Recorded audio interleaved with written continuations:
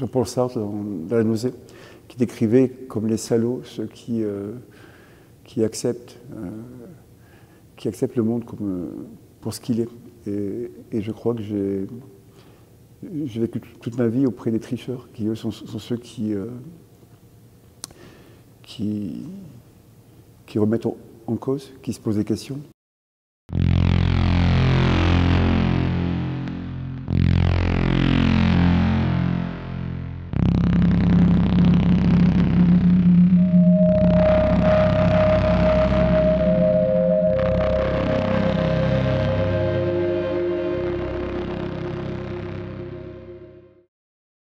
Je m'appelle Antoine D'Agata, je suis photographe. Je suis né à Marseille en 1961 et j'ai quitté la ville en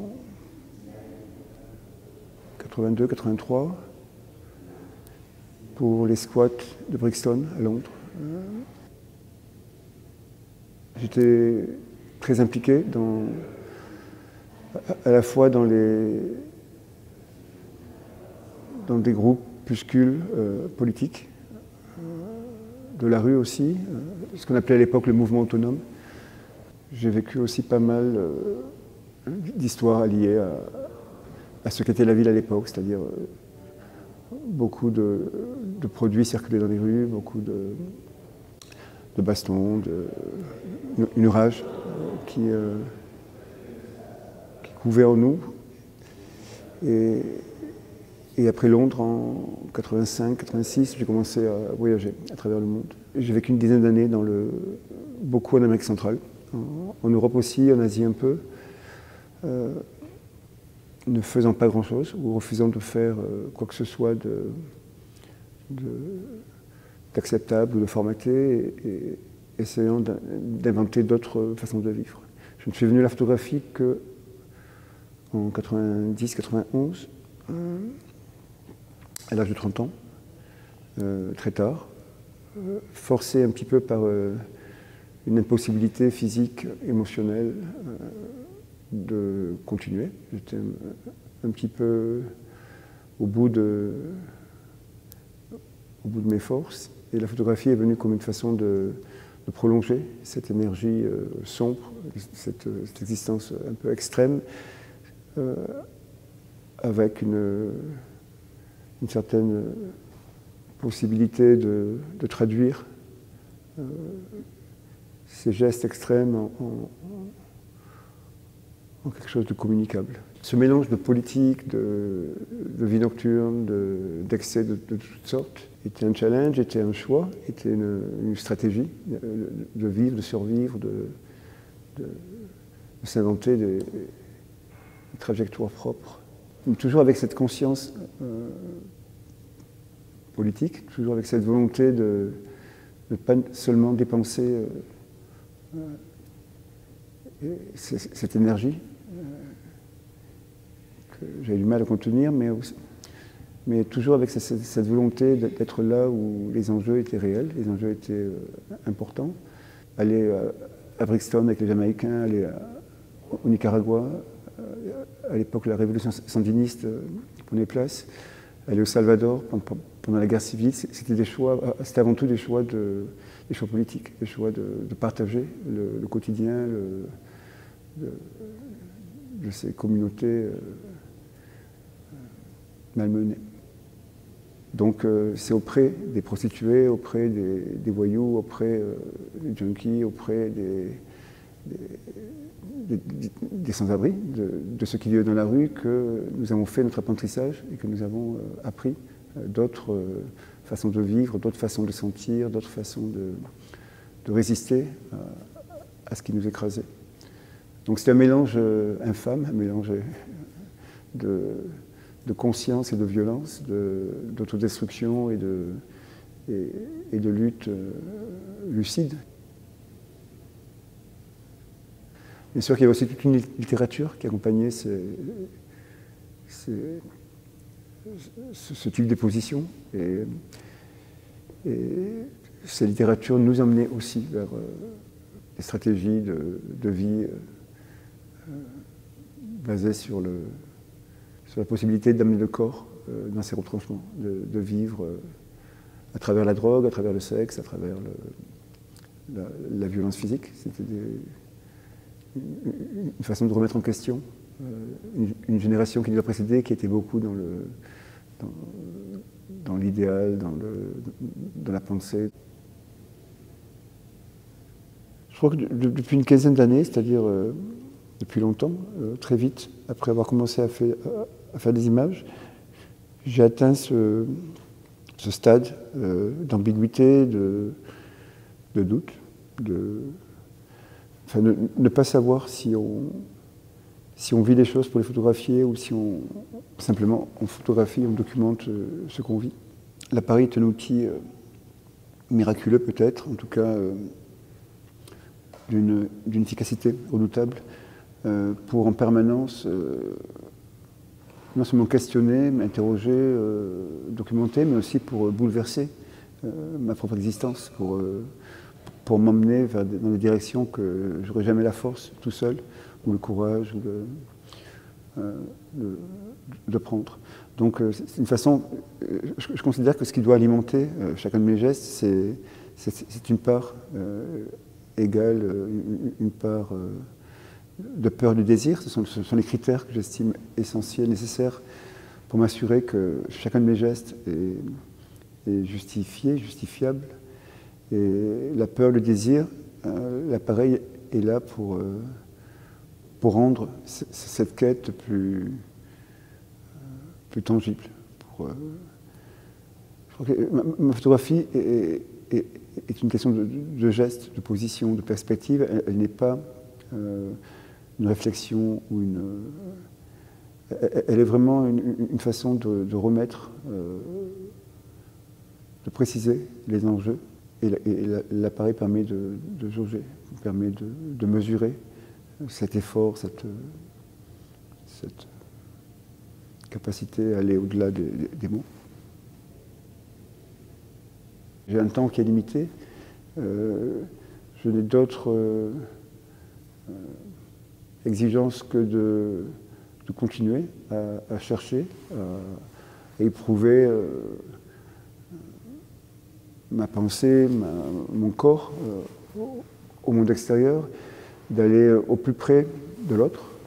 Et pour tout cela, l'excès, l'intensité, la déraison sont des paramètres incontournables. Il n'y a pas de logique possible, il n'y a pas de réponse possible. Donc je peux simplement continuer au-delà de mes forces, au-delà de mes propres capacités à chercher, sans trouver de réponse, mais à chercher. Et pour ça, la seule technique possible est de faire abstraction de la raison, de faire abstraction de la logique et de se jeter à corps perdu dans cet espace privilégié qui est la nuit, parce qu'il permet une proximité des corps, des êtres, des douleurs. Il permet de faire abstraction totale des règles, des règles imposées, des règles qui se suffisent à elles-mêmes. Et cet espace de la nuit est celui qui jusqu'à présent m'a autorisé, m'a permis de mieux vivre avec, de mieux comprendre, d'aimer. Des êtres qu'on considère toujours avec la même perspective, qui sont des parias, mais qui, pour moi, ils m'ont toujours prouvé, enfin, vivent bien au-delà de ce que sont capables de vivre ceux qui vivent le jour. La violence que je photographie la nuit n'est jamais une violence qui est infligée ou imposée. Ce sont des violences qui sont générées pour survivre à ce monde-là, au monde du jour. Donc, oui, il y a une violence, oui, il y a une intensité qui ouvre les portes à la perte de la raison, qui ouvre les portes à des intensités qui ne sont plus supportables, qui ne sont plus concevables. Mais cette violence, elle est saine. C'est une violence elle est peut-être plus visible et puis pour ça, elle n'est pas acceptable parce qu'elle est elle est spectaculaire, parce que ceux qui la pratiquent sont les premières victimes eux-mêmes de leur violence. Et que dans le monde du jour, tout est sous contrôle, tout est pensé, tout est calculé, tout est... je crois que c'est une des premières lectures, à l'âge de 16 ans, Jean-Paul Sartre, dans La Nausée, qui décrivait comme les salauds ceux qui acceptent le monde pour ce qu'il est. Et je crois que j'ai vécu toute ma vie auprès des tricheurs, qui eux sont ceux qui remettent en cause, qui se posent des questions. Je continue de penser, de savoir que la violence criminelle est un geste désespéré, une résistance à la violence économique du jour. Je ne peux pas défendre cette violence, je peux pas parce qu'en fin de compte, toutes ces violences sont destinées à se fondre les unes dans les autres et à faire table rase de tout. Mais je continue de voir comme inacceptable la bonne conscience, les certitudes présomptueuses et morales du monde du jour, qui en plus de la violence qu'il exerce de façon continue, consciemment ou pas d'ailleurs, tente d'enrober sa propre violence dans des discours moraux. Jusqu'à aujourd'hui,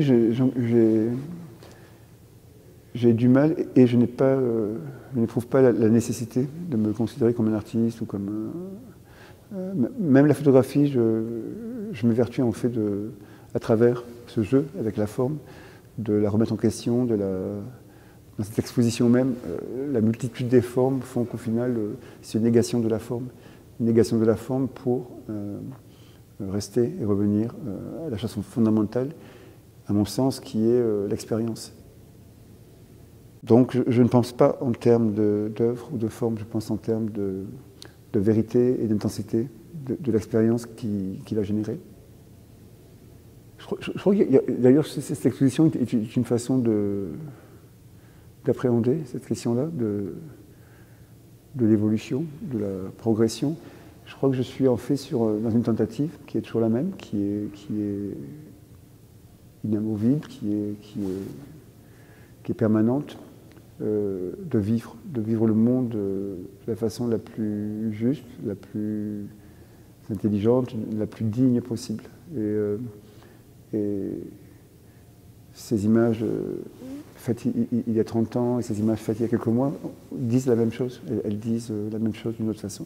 J'ai toujours essayé de ne pas me laisser enfermer dans la définition ou dans la compréhension que les autres avaient de moi. Et pour moi, aujourd'hui, il est beaucoup plus intéressant de chercher cette violence et cette monstruosité, de dealer avec ces mystères à travers des images très nettes faites au flash qu'à travers le flou. Il y a une facilité, il y a un confort, encore une fois, c'est le mot qui me permet de juger de chacun de mes actes, c'est que quand les choses deviennent confortables, elles deviennent inacceptables. Le désir de ce livre d'abord et de cette exposition ensuite est venu du sentiment peut-être que avec le temps, ma mémoire se délite. J'ai de plus en plus de mal à me remémorer le cours des choses. Et j'ai vécu beaucoup de choses dans ce contexte précis mexicain. Toujours dans des tentatives fragiles, des tentatives inachevées, je crois on voit bien dans le livre qu'il y a une succession sans fin comme ça de langages avortés, qui sont appréhendés, qui sont justifiés, toujours, à mon sens, chaque fois, mais peut-être par peur de se laisser enfermer dans un discours, dans la facilité du discours, peut-être par ennui, peut-être par désir de renouveler les risques et les enjeux. Et je trouvais assez beau cette succession, en replongeant dans les planches contact, dans les archives, de voir au fil des années comment je me suis évertué parfois consciemment, parfois sans me rendre compte de toutes ces manières possibles d'aborder la réalité et de m'y inscrire. Et je crois que l'exposition, le livre en particulier, sont juste une tentative de mettre à jour ce processus. L'essentiel pour moi est que sur le fond, les images disent la même chose, en tout cas vont dans le même sens. Il y a beaucoup d'images que se sont réappropriées. Certains artistes mexicains, des prisonniers qui ont fait de mes images une source d'inspiration et un point de départ pour ouvrir vers d'autres réflexions, vers d'autres raisonnements, d'autres formes qu'eux ont élaborées. Et c'est une énergie avec laquelle je me suis assez confortable. J'aime bien en fait mettre mon propre travail à l'épreuve, non seulement du regard des autres, mais de leur pratique. Et de la même façon dont je peux parfois me réapproprier certaines images sur Internet ou certains des négatifs qui sont à la base de ces images ont été volés dans des stations de police, dans des lieux. Et ce geste de voler pour moi était important, d'aller chercher l'image où qu'elle soit, parfois en renonçant au statut d'auteur, à cette position d'auteur tout puissant, et d'être dans une relation beaucoup plus physique, beaucoup plus ambiguë avec les images. J'ai toujours la tentation de faire violence au public, je crois que c'est à ce niveau-là que je fonctionne. J'ai le sentiment que ma place n'est pas de le distraire ou de l'éduquer, ma place ou ma fonction, en tout cas j'ai la capacité, par le hasard des choses, de le provoquer, de le pousser dans ses retranchements, et cette relation de violence, c'est celle qui est la plus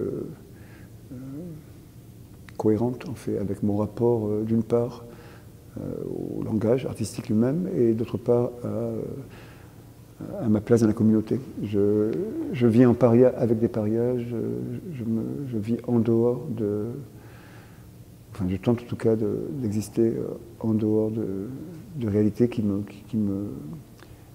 font violence. Et cette confrontation pour moi est nécessaire. Peut-être qu'aujourd'hui, sur le mur d'une galerie ou dans les pages, dans les mises en page d'un livre, les images deviennent trop dociles, trop lisibles, peut-être que ce rapport me dérange et que, en tout cas, j'estime que c'est ma responsabilité d'aller chercher cet espace de confrontation, de demander des comptes en fait au lecteur et aux spectateurs.